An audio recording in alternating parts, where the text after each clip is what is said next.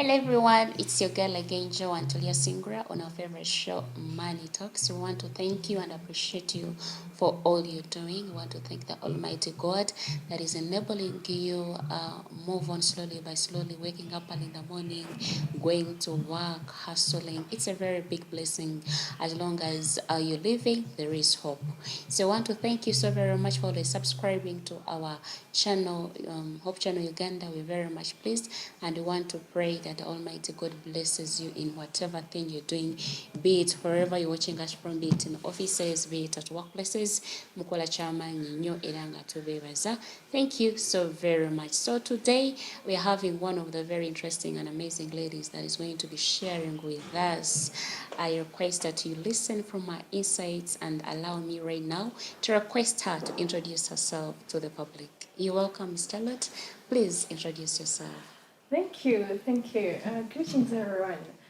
I'm Charlotte Anisima. I am an academic staff at Macquarie University Business School in the Department of Auditing and Taxation. I as well am an accountant at Jaco Costa Africa. We did it solar cookers. Yes, come by from us. Briefly, that's who I am.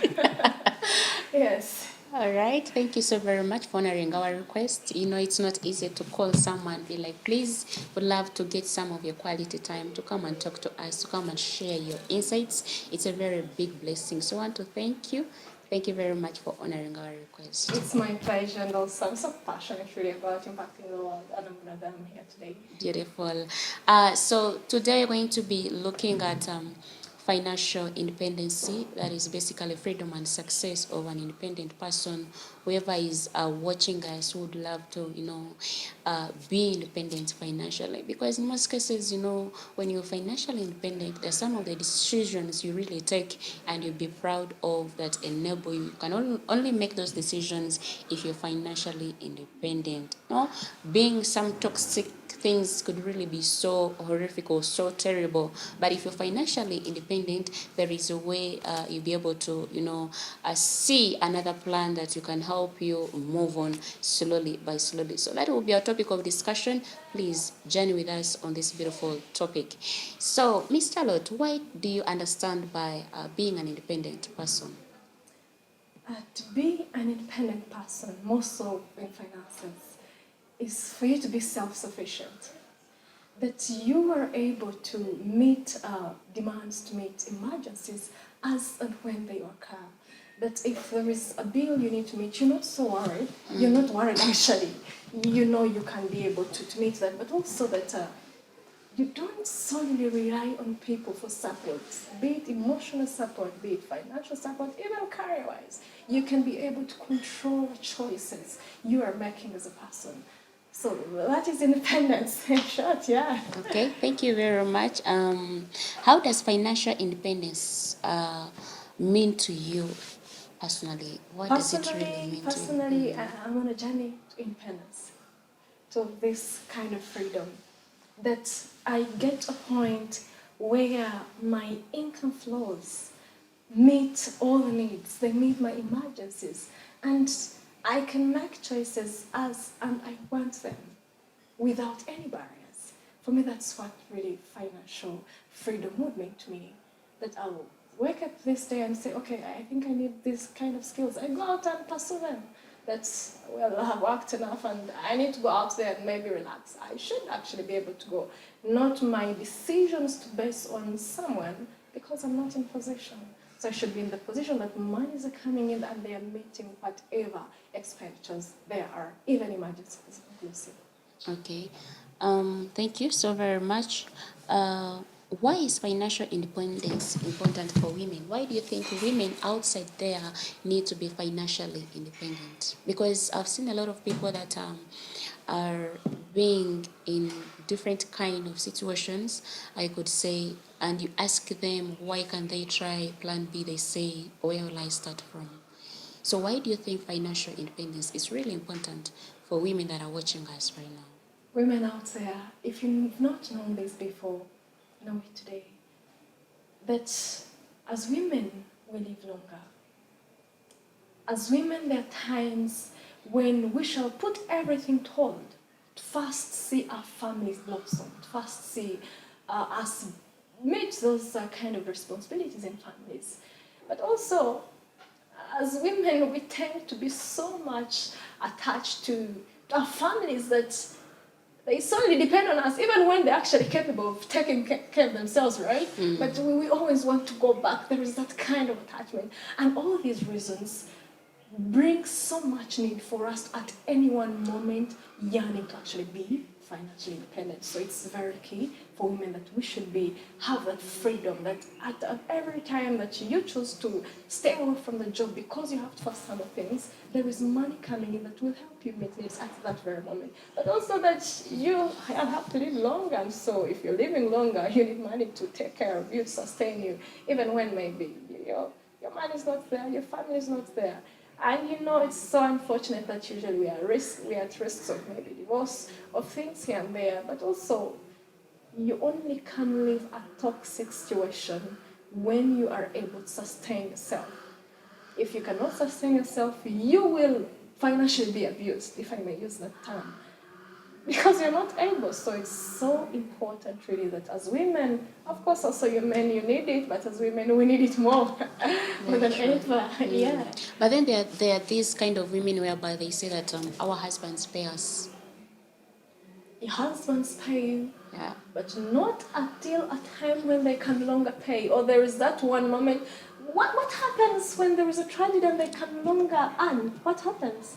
So the family goes standstill and no children can go to school anymore. You can't have the meal you always wanted simply because your man can no longer pay or is no longer working. So we are not doing this. We are not yearning to be financially independent because we want to override men. No, we just want to partner with them. We want to prepare for those emergencies that in case they are not able, our families continue thriving. So for me, it's so key that really we have money on us. We have that financial freedom. Yep. Okay, that's a very beautiful insight. Where or what were the first steps you took to become a financial independent woman? Asking me that gets me back to be here for the memories altogether. So we finished university, and that time after university is sometimes tricky. But thankfully for us, we had this one mentor. I am forever indebted to him. And so he tells us that, come, let me train you to meet the world's challenges. So of course, a number of things we're doing in the Leadership Academy. We had challenges with reading books. Friends, I'm not a literature. I'm not a kind that at that moment really love reading. But trust me, right now I do love reading. And then I come across this book entitled Rich Woman, right? So exciting, a book by Ken Kiyosaki. And for me, having looked at that book in depth, wow, for me it was an eye-opener that I needed to start this journey. I needed to get into this journey of being free as a woman when it comes to finances. And yeah, so financial literacy, me having known this information that actually we need to make money and we need to have reasons for making money and we need to have strategies of making this money work for us, bring money. It was really one that incited me, that made me realize the need for this. So you reading that book, The Rich Woman, it was the first step to financial literacy. Not necessarily financial literacy, it increased on my knowledge. I had prior knowledge that was not as much as that would take me to start getting out there, saving passively, engaging in active savings. But for me, having known that information and having looked for such a number of strategies that she used in her book made me realize that actually I can do better. So it was more another step in my journey to financial independence. Of course, way back in, I remember my primary and secondary, every time they used to give me pocket money, I used to go back home with 2,000, 3,000, and at one point, I think that was senior 4, I had my very many pigs at home. Unfortunately, at that moment, I just would sell them off and then have some kind of good life, and sometimes I just say, Mommy, have this back.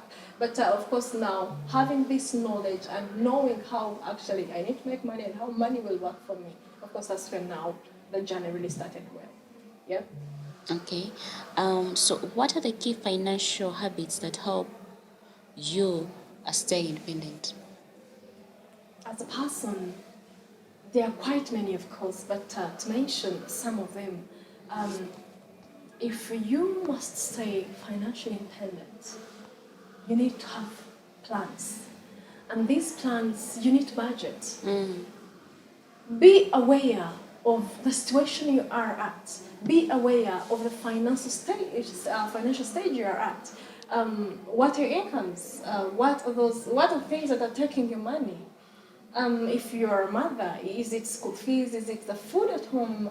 If whichever person you are, what is the source of your income and how are you spending this money? But also, so when you have a budget, it helps you plan according to more of a roadmap that will guide you, a roadmap that will control you, a roadmap that is going to help you make decisions. But other than just the budgeting, I think it's very clear that in all this journey we become very disciplined. It's one thing to know what you want, but it's another to work towards it. In your daily life, what exactly are you doing to help you get where you want to be? So self-discipline entails consistency, it entails commitment, it entails really a number of things that you will want to get there, but what will help you get there is this self-discipline. But also, think of having multiple sources of incomes. You cannot just be independent if you're only looking at your job, for example, and you have to keep seated and you wait after the month to get money. So what happens when there is an emergency and yet you already know that your incomes are through maybe salaries just going to meet your needs, and you've not been putting aside money for emergencies? What happens? So it's very key that in this journey, it's very important that we actually have multiple sources of incomes. So yeah, that should be a starting point, friend.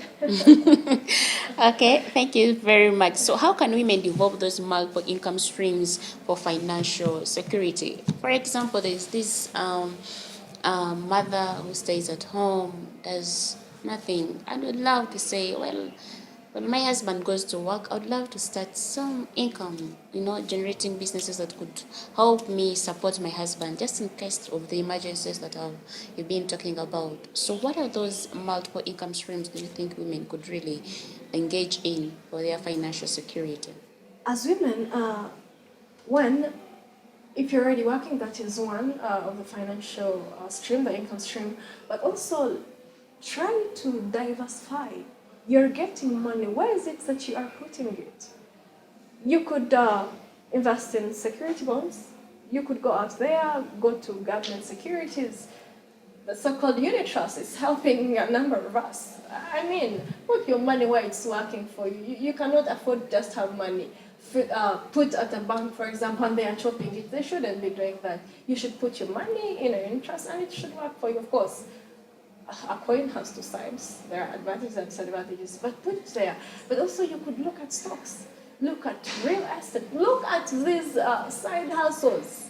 Look at them. Do not think of long term and then you don't have a stream that will help you meet your short term needs. Have those small gigs, and also in doing all of this, sit down with your partner. You said that the kind of woman that is expecting money from the husband, but also to meet certain tasks in case the husband is not able to do so.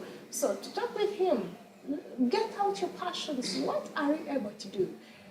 Because then if you're not able to put money where you will be triggered to continue looking after it, if you don't have so much interest, you will end up losing it. So I think as much as there are these number of streams that I have said, it also goes back to passion. Or you can actually also build this passion that, yes, this is something I want to set out to do. And every other reason, when you sleep or when you wake up, it's the first thing you'll think about. And so there, the point of sustainability actually comes in. So yeah, look at both short-term and long-term. Just like I've said, long-term being government securities, unit trust, real estate, but also get a side hustle as a woman. And skill set. Equip yourself with a number of skills. Just like it might be something so small, go out there, 3 months down the road, get a skill and start working on it. We are so many having, of course, same businesses, but your uniqueness, your creativity in this will help you to be competitive out there, and you'll get the money. So yeah. Well, thank you very much for those people that are outside there and they would love to get skills, be it in baking, be it in making yogurt, be it in liquid soap, be it in shower girls. We have that platform where we are getting young girls and women who don't know what to do. We are training them at Skills Africa Uganda. You just need to reach us and be able to contact us so that we can be able to train you those skills that can help you generate such income. So when you're there and you don't know what to do, please contact us. We shall be able to help you, to teach you those on-hand skills that can enable you get something, take at home and feed your family. So reach us so that we can be able to help you on such skills. You will get yourself covered and you'll be impacted in the other way around. So I want to thank you so very much for being with us. God bless you.